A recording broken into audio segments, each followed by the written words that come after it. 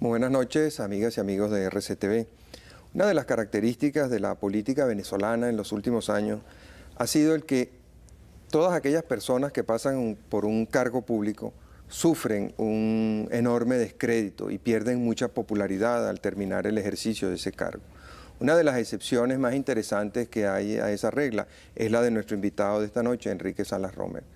El gobernador Salas Romer no solamente volvió a ganar las elecciones en Carabobo, sino que al final de su periodo experimentaba una popularidad mucho más alta que la que tenía al principio. Quienes viven en el estado Carabobo saben por qué es así, porque indudablemente las condiciones de vida en Carabobo han mejorado mucho. Y quienes no, poco a poco han ido conociendo esa experiencia. Todo esto, ¿por qué lo digo?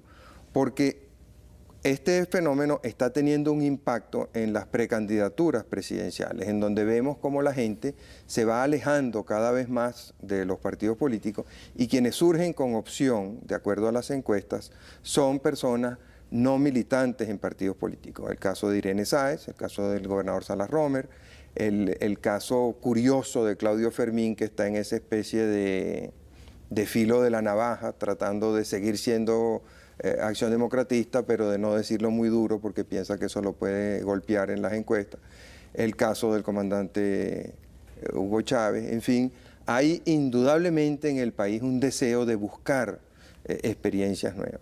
En una entrevista muy interesante publicada ayer en el diario El Universal, Gustavo Tarre sorpresivamente descarta la candidatura de Eduardo Fernández, diciendo que ha pasado su tiempo.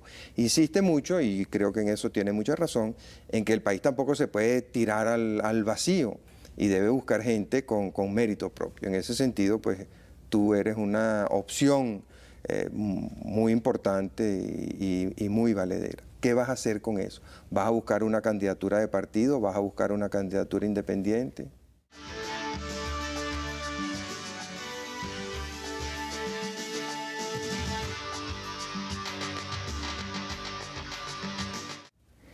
Marcel, yo creo que, primero, muchas gracias por la invitación. Encantado de estar de regreso en Radio Caracas Televisión. Yo creo que la reunión que celebró Copey en la Colonia Tovar, en cierta forma, abrió un espacio para la participación de independientes y de gente de partido, que constituye una muestra más de hasta qué punto el ingenio logra o puede salvar escollos que parecían insalvables, ¿no? En Copey se planteaba un antagonismo muy grande entre el partidismo puro y el pragmatismo que llevaba a algunos dirigentes a optar por cualquier candidatura siempre que trajera votos. Y la conclusión, al menos hasta donde yo percibo la intención, es invitar a todo aquel que tenga alguna comunidad ideológica con Copey para que pueda participar libremente. Ahora, entonces, el problema se le plantea a los otros, ¿no? Los que querían contarse adentro y los que no quieren contarse porque se sienten más allá del bien y del mal. Yo he mantenido siempre, no sé si lo sabes, pero yo llegué a contarme en una primaria del MAS, y la gané, sin ser miembro del MAS, en Carabobo, antes de mi segunda elección, porque había personas dentro del MAS que pensaban que yo era la mejor opción. Yo pienso que el que quiere gobernar un pueblo, al menos en esta época, no debe temerle al pueblo. La mejor manera de validar una candidatura es en un escenario abierto, y en ese sentido yo creo que Copey debe ser felicitado, y yo te diría que en condiciones, por supuesto que a mí no me van a invitar, supongo yo, a participar en el escenario de Acción Democrática. ¿Por qué no? Bueno, entre otras cosas porque le he ganado Acción Democrática con el voto de muchos adecos que creyeron en mí. Pero si el escenario se presentara para que las personas pudiesen medirse en distintos escenarios, yo creo que sería ideal. Claro, en las naciones más avanzadas, y también esto responde a una lógica elemental, se plantean las primarias simultáneas de las distintas organizaciones políticas. En el caso de Estados Unidos son 2 nada más, porque la idea no es plantearle a la gente 2 partidos, sino 2 posiciones, 2 plataformas, que la gente vote por un candidato, pero también por una idea. No sería muy lógico participar en contiendas de elementos rivales. Pero hago el ejemplo, traigo a colación este ejemplo porque considero que hay que tener la voluntad de contarse, ¿no? Hay que entender que el único referente válido de una democracia es el pueblo mismo. Y quien le tiene miedo al pueblo, te repito, mejor que no vaya a la guerra. ¿Y eso refiriéndose a quién lo dice? Bueno, a quien sea, mira. Las contiendas electorales son muy bravas. Hay personas que aquí tratan de aparecer más independientes de lo que son, y hay otras que pretenden ser más partidistas de lo que realmente son, porque son posicionamientos estratégicos. Yo creo que hay que sincerar un poco las cosas. Los independientes, la sociedad civil, la gente de partido, todos somos venezolanos. Y porque somos venezolanos, yo estoy convencido que vamos a triunfar. Ahora, tú decías hace un momento, refiriéndote al caso americano, que había dos opciones. Y básicamente así es en todas las grandes democracias del mundo. Si vemos el caso de la democracia inglesa, el caso de la democracia española, la democracia francesa, son países en donde se enfrentan dos maneras fundamentales de enfrentar la sociedad. Generalmente una más paternalista, más proteccionista, más socialista, otra más abierta, más liberal, más competitiva. En el caso de Venezuela está ocurriendo un fenómeno curioso. De ser una sociedad dominada por dos grandes partidos, y si vemos los resultados de las elecciones de 1988, donde Carlos Andrés Pérez saca 4 millones y pico de votos, y Eduardo Fernández 3 millones y pico de votos, entre esas dos opciones estaba el 90% de la gente del país, que además fueron a votar, no como en las últimas elecciones que hubo tanta abstención, sino gente que, o sea, todos los venezolanos fueron a votar, o casi todos, y en su inmensa mayoría escogieron dos opciones. De ahí para acá hemos visto a Copey dividirse, o sea, por una parte está el Copey tradicional, bueno, ya no sé cuál es el tradicional, está Copey, y por otra parte está Convergencia. Y dentro de Copey vemos ciertas tendencias al fraccionamiento, se observan todavía. Acción Democrática vemos también dividida, la Acción Democrática tradicional y otra, estos grupos que se han ido con el presidente Pérez. Y dentro de la Acción Democrática tradicional también vemos este forcejeo entre los más tradicionales y el caso de Claudio Fermín, por ejemplo. La causa R ya está dividida, el MAS está prácticamente dividido, sino de derecho, pues indudablemente el ánimo que los llevó a todos a luchar juntos, pues ya desapareció. Los golpistas de febrero del 92 están divididos también. Entonces lo que vemos es un fraccionamiento creciente. La gente va menos a votar y encima de que la gente va menos a votar se siente menos identificada con los partidos y como consecuencia de eso los partidos empiezan a experimentar una serie de convulsiones internas que los llevan a este fraccionamiento.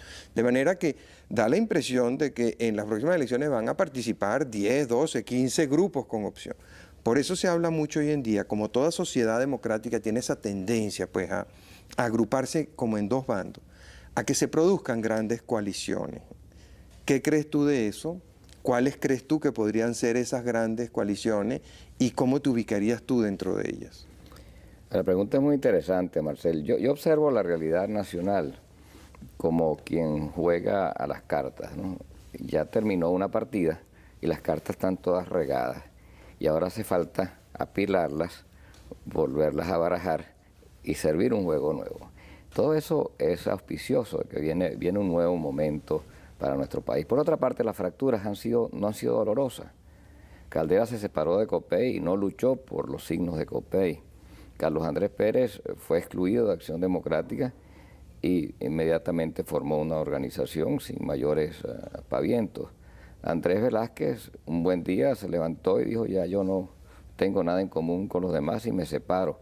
Algo similar está ocurriendo en el MAS. Pareciera que los distintos sectores prefieren deslindarse en lugar de luchar por la unidad de la organización. De allí lo interesante de la experiencia de la colonia Tovar, porque es como la apertura a una renovación de los liderazgos sin que se produzca el trauma que supondría mantener posiciones contrapuestas, ¿no? Dejando que el pueblo sea el referente, en definitiva. Ahora, yo sí creo que hay dos posiciones básicas en el país. Hay un país que quedó atrás, pero que algunos o muchos consideran que aún está vigente. El país centralizado, el país en el cual el poder político reside en las cúpulas, pero un poder político que no solamente tiene que ver con la elección del Congreso, sino también con la elección del Poder Judicial, con la determinación de quienes cuentan los votos, con la elección del Presidente de la República, con el manejo de las cárceles. En fin, que es un poder omnímodo que pretende penetrar y actúa todos los espacios de la sociedad civil y actúa con un ánimo, yo diría muy parecido al de un ejército invasor. Actuación o actitud que podía haber sido válida hace 40 años, cuando era muy frágil la experiencia democrática, pero que hoy ante un país mucho más complejo, mucho más organizado, con una sociedad civil mucho mejor articulada, luce anacrónico. Y hay otro país que es esencialmente descentralizador, es globalizador, tiene muy en cuenta la dignidad del ciudadano y que es más moderno, ¿no? Y ese país está emergiendo y de allí va a surgir una nueva posición. Ahora, yo observo que esa nueva posición es mayoritaria. La única interrogante que existe es en cuanto a la fuerza relativa que pueden tener los distintos partidos políticos. Hay gente que dice, no, Acción Democrática se mantiene sólida. Eso no es verdad. Acción Democrática va a sufrir lo que supone la separación de Pérez, sobre todo en algunas regiones del país. Pero es que Acción Democrática no ha definido la candidatura presidencial y ya Fermín comienza a amenazar, porque en el momento en que sea obligada la organización a definir sus candidaturas, si no en un plan formal, en un plano afectivo, en un plano interno, esa organización también se va a fragmentar. Yo no creo, por ejemplo, Marcel, que ningún gobernador o ningún alcalde de Venezuela votaría por mí, enfrentaría una candidatura mía, porque saben que yo creo en la descentralización, una descentralización bien entendida, una descentralización con criterio nacional, y en consecuencia se verán favorecidos por mi estilo de gobernar, como ocurrió en Carabobo y sigue ocurriendo en Carabobo. No hay oposición, a veces una oposición formal de algunos alcaldes que necesitan ganar puntos en sus propias organizaciones y hacen un saludo a la bandera, pero se sienten contentos porque están consubstanciados con la labor del gobierno regional. Ese nuevo mundo establece una clara diferencia entre los dos bandos. La línea de batalla realmente está allí, entre un país que ya no quiere ser parasitario, que ya no quiere ser tributario de la riqueza petrolera, que quiere que las fuerzas emerjan del pueblo y del trabajo, y que desea hurgar, descubrir nuevos horizontes. Creo que los partidos de masa, yo Gustavo Tarre tocaba algo así sin ir tan a fondo en la materia sobre la recomposición de los partidos, o que va a haber nuevos tipos de partidos. Los partidos de masa fueron consecuencia de la revolución industrial, la masificación de la gente en las ciudades, pero hoy que quedó atrás la revolución industrial, cuando nos estamos internando en la revolución de las comunicaciones, cuando las empresas cada vez están más tecnificadas y contratan menos personal, cuando la empresa, por las facilidades que nos otorga la computación, son cada vez más pequeñas, tiene que surgir un nuevo tipo de organización. Y yo me atrevo, para terminar esta explicación, a plantear lo siguiente: quedó atrás la época de la libertad, la igualdad y la confraternidad, preceptos que promovió la Revolución Francesa, y está surgiendo un nuevo país cuyos planteamientos básicos yo diría que son dignidad, solidaridad y respeto al ciudadano. Es una gran diferencia, y estos son realmente, creo yo, los dos bandos que se plantearán en el fondo de las cosas en el momento en que la batalla, porque esta es la campaña en términos militares, en el momento que la batalla llegue y haya que desenfundar los sables. Vamos a cumplir los compromisos. Al regreso quisiera que completaras la respuesta a la pregunta. Ya veo que Irene Sáez está teniendo un efecto muy interesante sobre la política venezolana, que es la indefinición permanente, o sea, la respuesta que no contesta la pregunta, es muy simpático, muy amable, muy cordial, pero que no va al fondo del asunto. Y eso aparentemente funciona muy bien porque es una manera de no generar antagonismos ni enfrentamientos. Pero el país necesita definiciones también. Entonces, al regreso quisiera que precisáramos un poco, ya tú has definido cuáles crees que van a ser esos dos bloques, como en Venezuela si está vigente una fuerza centralizadora, no sé cómo llamarla, muy interventora, muy fiscalista, muy clientelar todavía, y están presentes otras fuerzas que abogan por una mayor descentralización, por una mayor apertura. Pero ¿cuáles son esas fuerzas? ¿Dónde están? ¿Y quiénes van a liderarlas dentro de nada? Porque las elecciones ya, el proceso electoral ya está comenzando y el país necesita una definición. Y luego, ¿cuál va a ser tu papel en eso? Ya regresamos.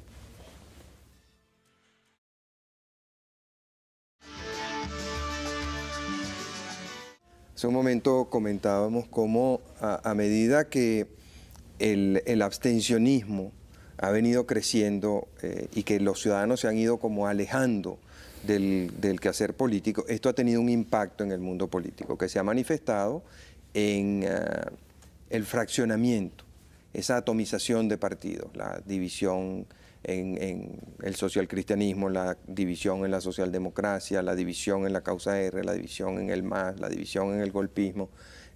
Este fraccionamiento creciente ha provocado una acometida, digamos, de los viejos intereses centralistas, paternalistas, populistas, proteccionistas. Y vemos que hay una serie de enfrentamientos en muchos planos. Tú definías cómo los viejos ideales de la Revolución Francesa estaban siendo superados y eran reemplazados por nuevos ideales, donde la dignidad, la solidaridad contaban más que los viejos paradigmas. Ahora, concretamente en el caso venezolano, ¿qué crees tú que va a pasar? ¿Hacia dónde vamos? Marcel, la lucha que hemos descrito está ocurriendo hacia adentro de las organizaciones partidistas también. En mayor o menor grado está presente allí. Hay el estilo clientelar y el estilo, digamos, más participativo que reflejan los nuevos tiempos. De allí la idea del barajo, ¿no? De que se están barajando las cartas. Uno no sabe realmente hacia dónde se van a mover las distintas organizaciones políticas o los componentes de esas organizaciones políticas. Lo que en otra época era un esprit de corps, un sentido de lealtad y de conformidad con una determinada organización política, hoy es fluido. Tú ves pactos, por ejemplo, yo recuerdo que hubo un pacto de partidos completamente contrapuestos para bajar a Fermín cuando era alcalde de Caracas. En este momento el gobierno de Carabobo ha anunciado que hay un pacto para comenzar a utilizar la Contraloría General de la República para generar algún tipo de descontento en torno o de dudas en torno a la gestión que se está realizando, y de hecho el informe del Contralor por primera vez en 7 años contiene alguna referencia a Carabobo. De modo que hay intentos de reagrupamiento que van más allá de las banderas partidistas en cuanto a quienes quieren mantener el estilo ese intervencionista, clientelar, y también, ¿por qué no?, va a surgir un reagrupamiento en toda nuestra nueva forma de hacer política. Si eso lo van a poder encarnar los partidos que hoy en día conocemos o no, lo tendrá que determinar el propio proceso electoral. De allí mi referencia a lo interesante de la reunión de COPEI en la Colonia Tovar, donde parece despejar la duda llevando el referéndum, de hecho, a la población misma, para que sea el pueblo mismo quien defina a quién será el candidato. Sin embargo, COPEI debe tener presente, y creo que en una declaración del senador Edgar Flores hoy lo percibo, que eso no puede ser un consenso copellano, sino que tiene que ser un consenso social cristiano, y más que social cristiano tiene que ser un consenso nacional que incluya muchos factores de poder. ¿Qué rol va a jugar una persona tan valiosa como Andrés Velázquez? Por allí he leído artículos muy interesantes de Diego Bautista Urbaneja. Hay gente como Carlos Blanco dando opiniones bien interesantes en los medios de comunicación social, y cada uno de ellos está ubicado en posiciones totalmente diferentes y sin embargo coinciden, como también coinciden con factores dentro del MAS, en una línea de acción que se va a expresar sin duda alguna en una solidaridad afectiva hacia una tendencia o a otra y que va a transmitirse hacia abajo y provocar una definición posterior. Ahora, en cuanto a mí se refiere, te tengo que ser franco. Yo estoy dispuesto a medirme en cualquier escenario propicio, cualquier escenario abierto, cualquier escenario digno, transparente, pero yo no puedo esperar a que los partidos tomen una decisión. El país tiene demasiados problemas.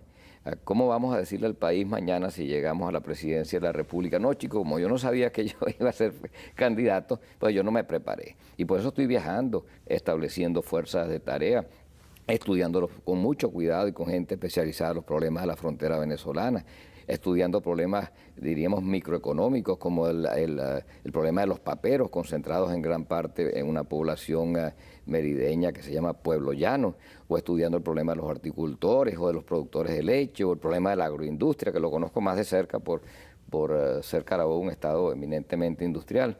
Pero hay que ir estudiando el problema que atraviesa el país, porque Venezuela no anda buscando un candidato, ni siquiera un presidente, Marcel. Para abrirle las puertas al nuevo siglo, el país está como reclamando un gran presidente. Y un gran presidente en la época que estamos viviendo no puede ser simplemente una persona que trabaje sola, porque no hay en una sociedad tan compleja ninguna persona que tenga la capacidad para saberlo todo y transformar una nación. Tienes que saber orquestar voluntades, ayudar a que se articule la sociedad civil, comprometer a mucha gente con el futuro del país, ser capaz de apuntar a metas de grandeza para que la nación, sintiendo que hay un futuro, de que sí es posible, que sí podemos, porque somos venezolanos, como sí pudimos hace 200 años cuando liberamos a media América, se una en torno a una plataforma lo suficientemente sencilla para que pueda ser compartida por muchos, pero lo suficientemente firme para que sea capaz de producir una transformación en corto plazo. Pero fíjate, nosotros tenemos años hablando de la necesidad de hacer, por ejemplo, un gran esfuerzo en materia educativa. Pero ha sido de la boca para afuera, porque cuando uno ve cómo se elaboran los presupuestos de educación, ve que no tiene nada que ver con eso. Cuando uno ve cómo se seleccionan los muchachos que pueden acceder a la universidad, no tiene nada que ver con eso. Entonces, muchas veces proclamamos estos paradigmas, estas grandes ideas, pero después no hay manera de concretarlas. Todos dicen la educación es lo primero, lo más importante, es lo fundamental, pero después no hacen nada para que eso se haga realidad. Tenemos otro ejemplo, el caso de la reforma de la ley del trabajo. Desde hace mucho tiempo el país se ha venido dando cuenta que la legislación laboral que tiene es inicua y de que no solamente no cumple con los objetivos fundamentales que debe cumplir toda legislación laboral, sino que perjudica causas fundamentales como son la creación de nuevos empleos, la productividad, etc. Por fin se ponen de acuerdo el gobierno en ese doble papel extraño que tiene que jugar de árbitro, dicen ellos, y de ser el primer empleador del país. Además, el empleador más insincero de todo, porque es el que no tiene reservas de prestaciones, ni paga intereses sobre las prestaciones, ni cumple la mayoría de las disposiciones de la ley del trabajo. Pero bueno, por fin se pusieron de acuerdo con los representantes de los trabajadores, con los representantes de los patronos, y ahí está el Congreso dándole largas al asunto y enredándolo y complicándolo y dificultándolo, y pasan los meses y pasan los años y cada día en Venezuela se genera menos empleo, la productividad ha venido cayendo, el salario real de los trabajadores se ha deteriorado monstruosamente y no pasa nada. Entonces, ¿cómo vamos a hacer que esas grandes causas se conviertan en realidad? Marcel, yo creo que hay una enfermedad perniciosa que se llama el partidismo clientelar, que está afectando todavía algunas esferas importantes del poder en Venezuela, entre ellas la esfera de la educación. Y no solamente el partidismo clientelar encarnado en las organizaciones que normalmente conocemos, hay también una política extraña y perversa que ha invadido nuestras universidades y que permite, por ejemplo, que los hijos de profesores y los hijos de trabajadores y de obreros aun cuando tengan bajas calificaciones, tienen preferencia sobre muchachos mejor preparados que vienen de afuera de la universidad, lo que permite que tengamos 10 veces más personal no académico que lo que normalmente existe en otras universidades del mundo, o que impide que el Ministerio de Educación sea modificado de raíz para que en forma muy rápida, mucho más rápida de lo que viene ocurriendo, se modifique. Nosotros tenemos experiencias extraordinarias en Carabobo. El puerto de Puerto Cabello, tú lo conoces bien, 180 trabajadores hoy en día es todo lo que tenemos, cuando antes habían 5.300. El puerto es 5 veces más eficiente, ya no maneja el 60%, sino el 77% de la carga nacional, según estima para este año. Los costos de flete han bajado muchísimo, eso ha beneficiado a nuestra industria, a nuestra agricultura, a nuestra capacidad de exportar, y esa reducción de empleo en Carabobo, en Puerto Cabello, ha permitido generar decenas de miles de empleos en Carabobo y en los 14 estados que son servidos por el puerto. En el caso de la salud, el gobierno nacional nos debe 40.000 millones de bolívares y aún así se mantienen funcionando en muy buenas condiciones los hospitales, los médicos son admitidos exclusivamente en razón a sus méritos, ni siquiera el gobernador tiene el derecho de pedir que se salte esa lista. ¿Y cuál es la consecuencia? Es que no hubo huelga en Carabobo, no hubo huelga, pero hay una comisión investigadora del Senado de la República, la Comisión de Salud, que va esta semana a Carabobo precisamente a descubrir los graves defectos que tiene la salud, claro, porque son personas movidas por intereses clientelares que todavía tienen una gran vigencia en Caracas. Ahora, el ministro Cárdenas ha hecho un gran esfuerzo, ya se están instalando, nosotros habíamos comenzado en Carabobo hace 4 o 5 años con el reciclaje de los maestros de las escuelas estatales, la incorporación de las comunidades, moviéndonos hacia una autonomía cada vez mayor de las unidades educativas. Y con el programa que se ha adoptado, comienzan a aparecer programas pilotos de una gran vigencia, Marcela, aún en las zonas, ya en Carabobo, menciono Carabobo porque es lo que más conozco, ¿no? Pero ya en Mérida ya conocíamos las escuelas experimentales. En Carabobo hay 25 y pronto van a ser 100 escuelas en las cuales hay computación, en las cuales los niños reciben 2 comidas diarias, donde los muchachitos su evolución es medida no solamente por su avance intelectual, sino también su peso físico y su estatura, en donde hay una incorporación directa de la comunidad y donde habrá autonomía desde el punto de vista administrativo para los directores, de manera que sí estamos avanzando, aunque lentamente. Y en cuanto a la reforma de la ley del trabajo, y incluso otra reforma que es aún más urgente, que es la reforma de la ley del seguro social, para que se convierta realmente en un seguro, pero el trabajador pueda concurrir a cualquier ente hospitalario. La información que tengo de ayer, de abogados que están trabajando en ambas leyes, es que aparentemente la cosa va bien y que va a salir leyes muy mejoradas. Lo que ocurre es que vamos muy lento, y a veces me acuerdo de lo que decía Mahatma Gandhi, cuando angustiado le decía a los hindúes que aceleraran la liberación, la independencia de la India. Le decía, tenemos que apurarnos porque el pueblo va adelante. Y esa angustia la sentimos mucho, porque aun cuando tú ves que el país va avanzando y que esta descomposición política va abriendo como brecha para que se pueda ir descubriendo nuevos espacios y cubriendo nuevos territorios, el paso nos parece a veces que es demasiado lento, demasiado mediatizado, porque los factores de poder todavía oponen resistencia. De allí mi planteamiento.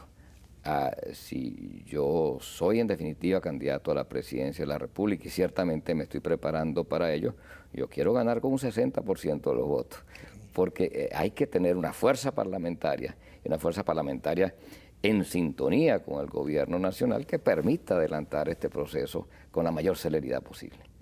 Vamos a cumplir unos compromisos. Sin embargo, quería hacer una reflexión antes para que sirva de introducción a la próxima parte del programa. Aquí la gente se queja de que vamos muy despacio en la modernización del país.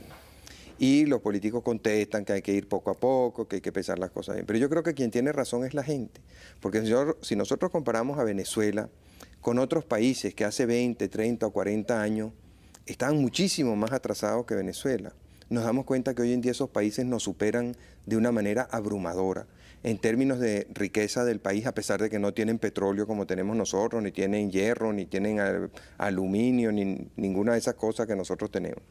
En términos de ingreso real de los trabajadores de esos países ganan muchísimo más que los venezolanos. Y hace 40 años ganaban una fracción de lo que ganaban los venezolanos. Y ese no sería el problema si no fuera por dos comentarios que ya tú has hecho esta noche. Y es cómo reaccionan los dinosaurios, por usar un término que se ha ido poniendo de moda en el argot político. Y es que te echan encima a la Contraloría General de la República, o que te echan encima a la Policía Técnica Judicial, o que te echan encima a un juececito de esos que controlan por control remoto, o si te abren una investigación en el Senado o en la Cámara de Diputados. ¿Cómo puede el país defenderse de esas cosas? De ese poder que han ido adquiriendo esos señores feudales que dominan todo el escenario político, judicial, electoral, legislativo del país. Ya regresamos.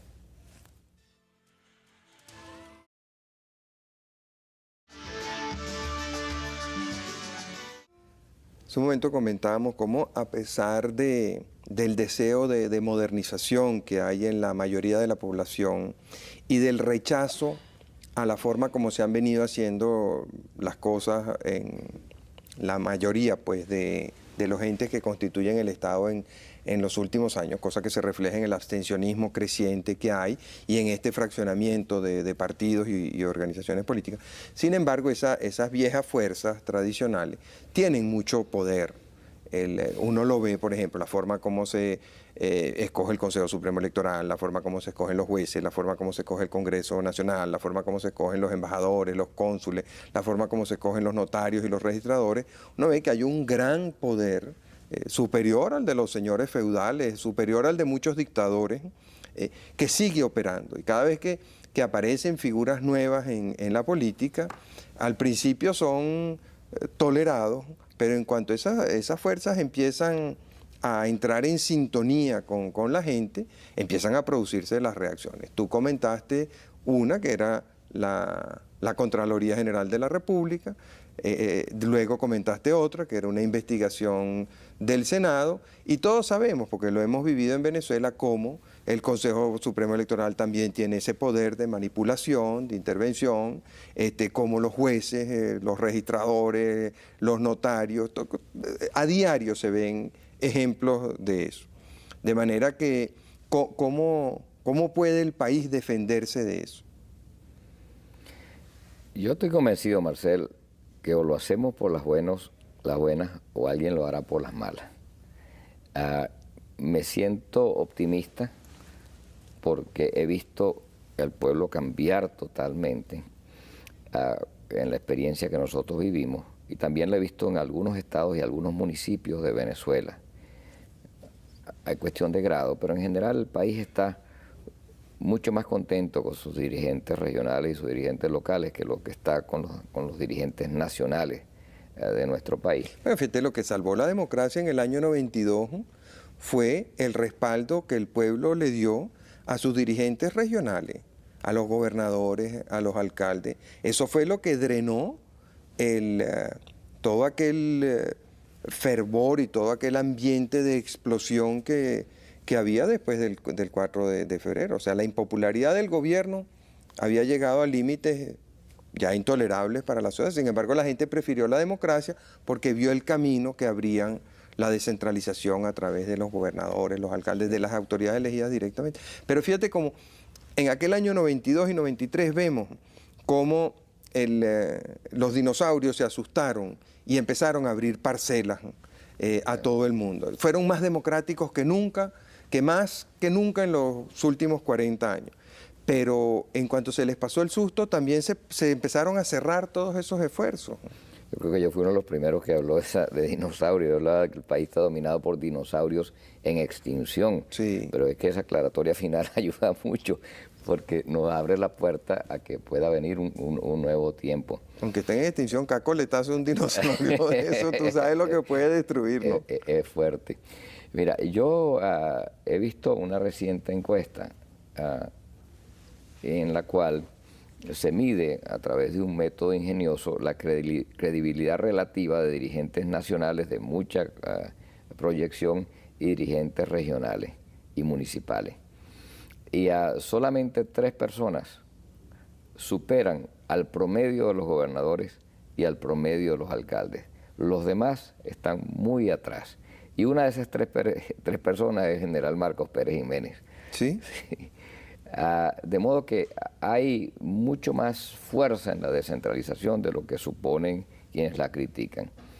Ahora se señala también con frecuencia de que los vicios del centralismo se están pasando a las regiones.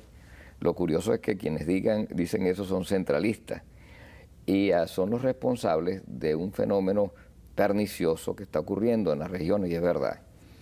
Ese partidismo enfermizo, clientelar, abusador, que se cree con derecho de pagarle a un miembro del partido por no hacer nada a costo de lo que pueda significar eso para el resto de la sociedad, ha penetrado, sobre todo en el caso de Acción Democrática, a tal punto de que hay gobernadores que no tienen el derecho ni siquiera de nombrar a su tren ejecutivo. Hay estados donde ya tienen exceso de personal en educación, exceso de personal en salud, por ejemplo, y los obligan a meter más y más y más personal, y la consecuencia es que no tienen dinero con que hacerle frente a los compromisos reales.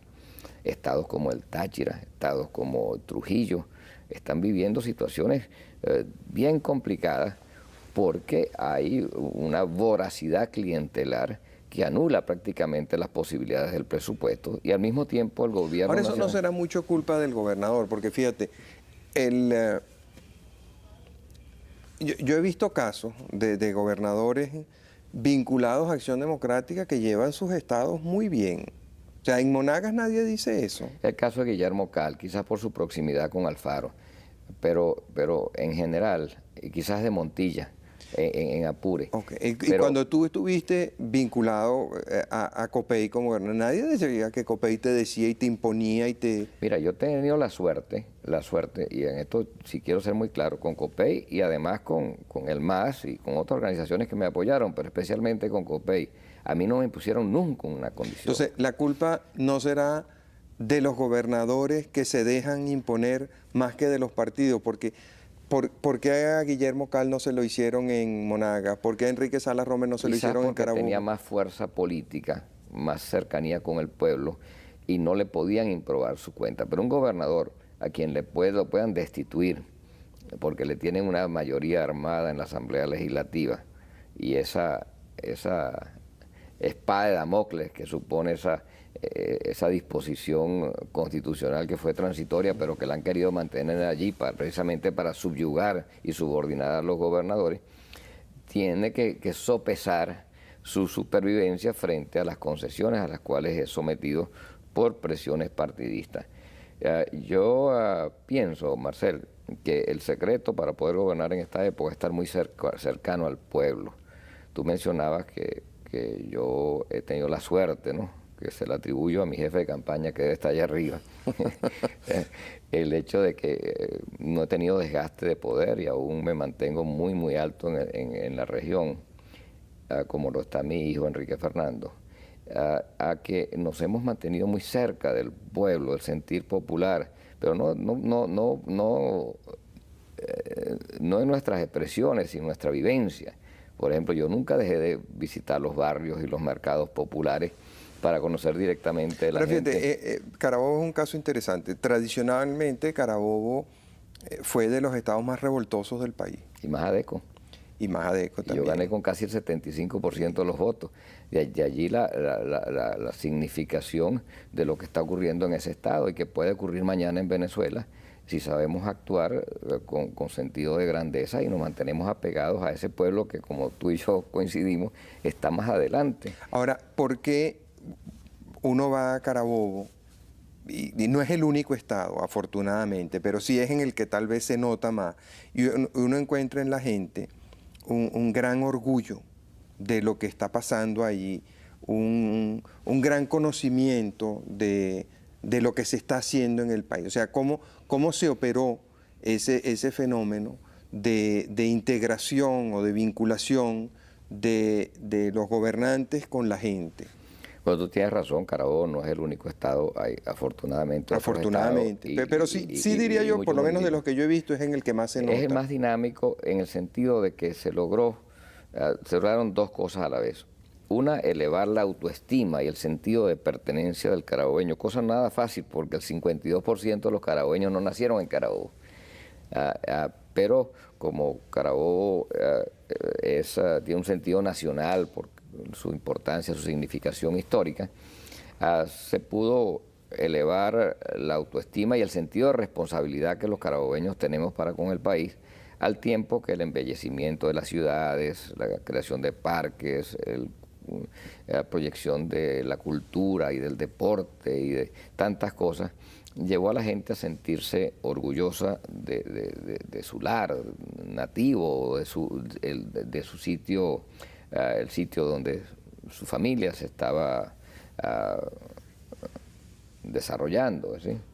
Ahora, el otro aspecto fue la integración de lo que hemos llamado la sociedad civil organizada, pero no una integración formal, no decirle a la Cámara de Comercio que nombre uno, a la Fedecámara que nombre otro, o a la industria que nombre un tercero, o que la cultura, sino que de una manera natural, tomando en cuenta la trayectoria moral, la capacidad gerencial, el espíritu de servicio de personalidades pertenecientes a distintos sectores, la universidad, los gremios, las asociaciones, se fueron integrando directivas en las cuales todos participan de una manera equilibrada, de manera que nadie pueda jalar la sardina en su favor, o sea, que no haya un aprovechamiento de la cosa pública en beneficio de ningún sector.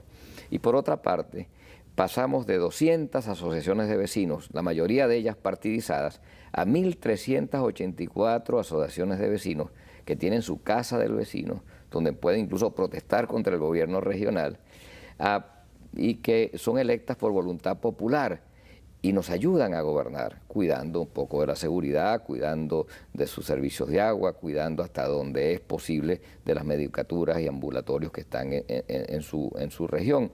De manera que hay una integración capilar de abajo hacia arriba con el gobierno y una integración horizontal con las instituciones que conforman la sociedad civil. Y ahora no es como el cuento del burrito, ¿no?, de que cada uno, el gobierno va por un lado, la universidad por otra, la industria por otra, sino que todos estamos caminando en una misma dirección. ¿Y qué los une?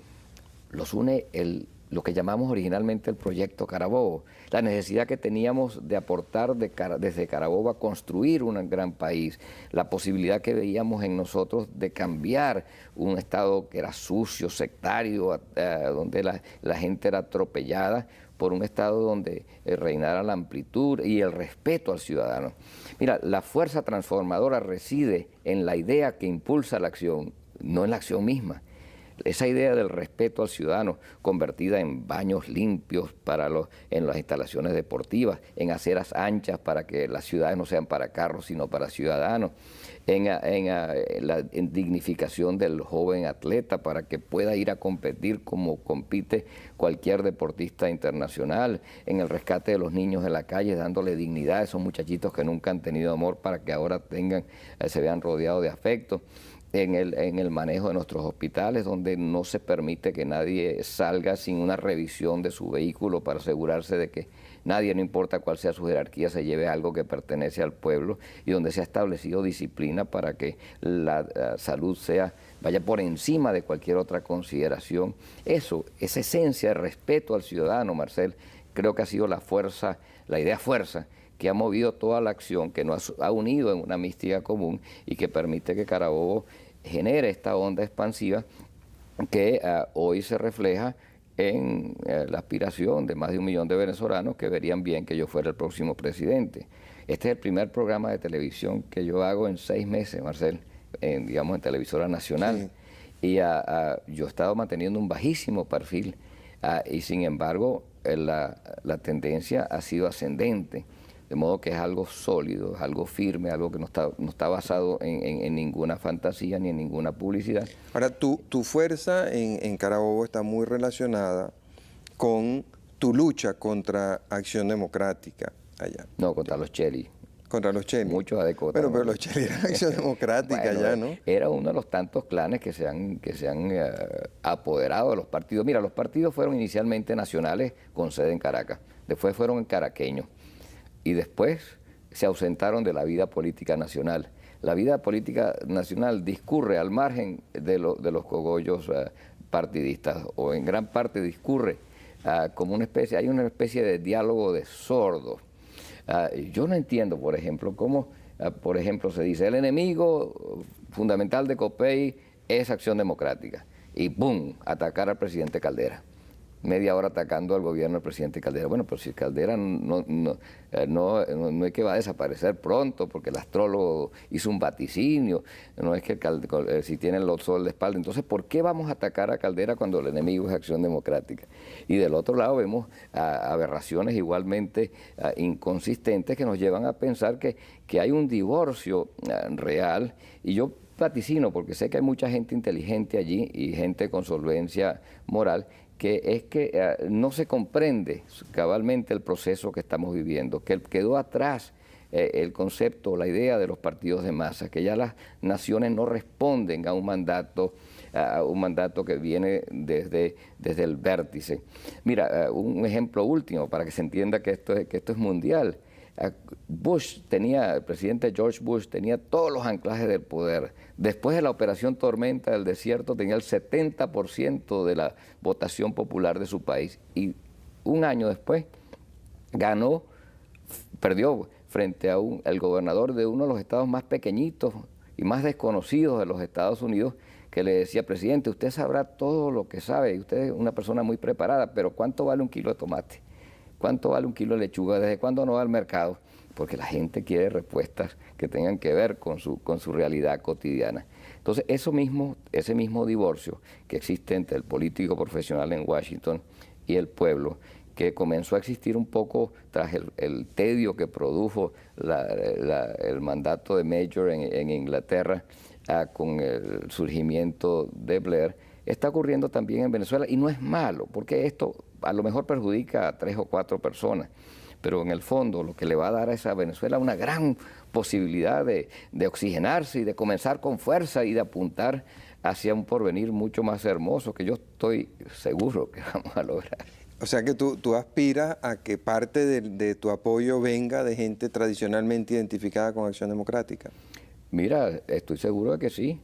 Ahora, fundamentalmente vendrán del mundo social cristiano, de la gente del MAS, de la gente con la cual yo he estado vinculado. Pero es que, Marcel, hay dos elementos. Hay personas que están molestos con Acción Democrática. Puede haber personas que estén molestos con COPEI y con las otras organizaciones. Pero ellos, unos y otros, ya no se consideran miembros o integrantes de esa organización, o en todo caso no se consideran obligados por la decisión de ese partido, a menos que la decisión surja de un mandato popular. O sea, si ellos se sienten identificados con esa persona, volverán a querer su partido. Pero si no se sienten identificados con la persona, se irán separando. Y eso apunta a algo sumamente grave, o peligroso, mejor dicho. Y es que, siendo que la idea y la persona cada día es más y más importante, cosa que reconoció COPEI en su decisión en la colonia de Tovar, y los partidos cobran cada vez un menor perfil y se ven obligados a asumir el rol de administradores de una realidad política y no controladores de la misma, un fraude electoral tendría consecuencias terribles, porque sería... Ha habido miles de fraudes electorales. Pero cada día será más grave, porque sería un fraude de unos partidos tras bastidores, sería visto así, frente a una voluntad nacional que se vuelca en favor de una determinada candidatura, queriendo, como hacen los ríos cuando buscan el mar, aun cuando se salen de sus cauces, que quieren encarnar en una persona ese consenso que por la vía institucional se le ha escapado. Bueno, muchas gracias, Enrique. Mucha suerte. Ya nos mantendremos en contacto, ya que evidentemente hay en la gente un gran interés en ver cuáles son las candidaturas que se van perfilando, y la tuya es una de las que luce con más probabilidades. Yo creo que la burra ya agarró al nado, como dicen. Bueno, muchas gracias, amigos. Como de costumbre, los espero el próximo lunes a esta misma hora. Hasta entonces.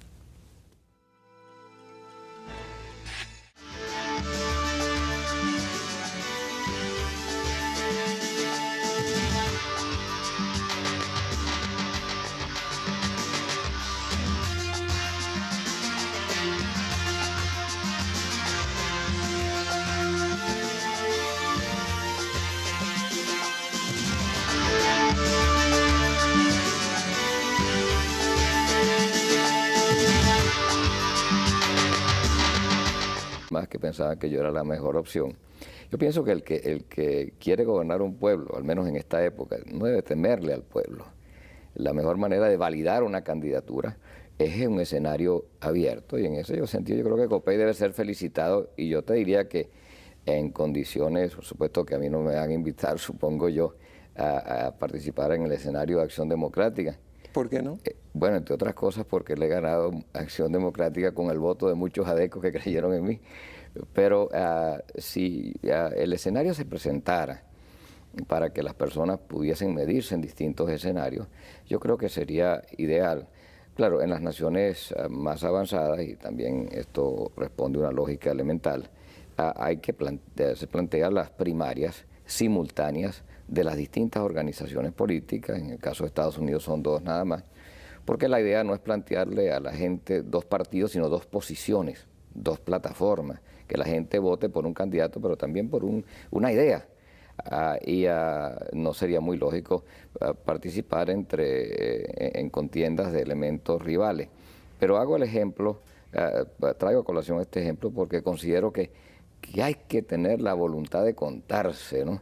Hay que entender que el único referente válido de una democracia es el pueblo mismo, y quien le tiene miedo al pueblo, te repito, mejor que no vaya a la guerra. ¿Y eso refiriéndose a quién lo dice? Bueno, a quien sea, mira, las contiendas electorales son muy bravas. Hay personas que tratan de aparecer más independientes de lo que son, y hay otras que pretenden ser más partidistas de lo que realmente son, porque son posicionamientos estratégicos. Yo creo que hay que sincerar un poco las cosas. Los independientes, la sociedad civil, la gente de partido, todos somos venezolanos, y porque somos venezolanos yo estoy convencido que vamos a triunfar.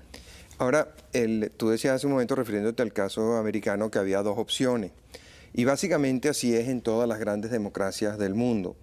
Si vemos el caso de la democracia inglesa, el caso de la democracia española, la democracia francesa, son países en donde se enfrentan dos maneras fundamentales de enfrentar la sociedad, generalmente una más paternalista, más proteccionista, más socialista, otra más abierta, más liberal, más competitiva. En el caso de Venezuela está ocurriendo De cierta forma abrió un espacio para la participación de independientes y de gente de partido, que constituye una muestra más de hasta qué punto el ingenio logra o puede salvar escollos que parecían insalvables, ¿no? En Copey se planteaba un antagonismo muy grande entre el partidismo puro y el pragmatismo que llevaba a algunos dirigentes a optar por cualquier candidatura siempre que trajera votos. Y la conclusión, al menos hasta donde yo percibo la intención, es invitar a todo aquel que tenga alguna comunidad ideológica con Copey para que pueda participar libremente. Ahora, entonces, el problema se le plantea a los otros, ¿no? Los que querían contarse adentro y los que no quieren contarse porque se sienten más allá del bien y del mal. Yo he mantenido siempre, no sé si lo sabes, pero yo llegué a contarme en una primaria del MAS y la gané, sin ser miembro del MAS, en Carabobo, antes de mi segunda elección, porque había personas dentro del MAS Muy buenas noches, amigas y amigos de RCTV. Una de las características de la política venezolana en los últimos años ha sido el que todas aquellas personas que pasan por un cargo público sufren un enorme descrédito y pierden mucha popularidad al terminar el ejercicio de ese cargo. Una de las excepciones más interesantes que hay a esa regla es la de nuestro invitado de esta noche, Enrique Salas Romer. El gobernador Salas Romer no solamente volvió a ganar las elecciones en Carabobo, sino que al final de su periodo experimentaba una popularidad mucho más alta que la que tenía al principio. Quienes viven en el estado Carabobo saben por qué es así, porque indudablemente las condiciones de vida en Carabobo han mejorado mucho. Y quienes no, poco a poco han ido conociendo esa experiencia. Todo esto, ¿por qué lo digo? Porque este fenómeno está teniendo un impacto en las precandidaturas presidenciales, en donde vemos cómo la gente se va alejando cada vez más de los partidos políticos y quienes surgen con opción, de acuerdo a las encuestas, son personas no militantes en partidos políticos. El caso de Irene Sáez, el caso del gobernador Salas Romer, el caso curioso de Claudio Fermín, que está en esa especie de filo de la navaja, tratando de seguir siendo Acción Democratista, pero de no decirlo muy duro porque piensa que eso lo puede golpear en las encuestas. El caso del comandante Hugo Chávez, en fin, hay indudablemente en el país un deseo de buscar experiencias nuevas. En una entrevista muy interesante publicada ayer en el diario El Universal, Gustavo Tarre sorpresivamente descarta la candidatura de Eduardo Fernández, diciendo que ha pasado su tiempo. Insiste mucho, y creo que en eso tiene mucha razón, en que el país tampoco se puede tirar al vacío y debe buscar gente con mérito propio. En ese sentido, pues tú eres una opción muy importante y muy valedera. ¿Qué vas a hacer con eso? ¿Vas a buscar una candidatura de partido? ¿Vas a buscar una candidatura independiente?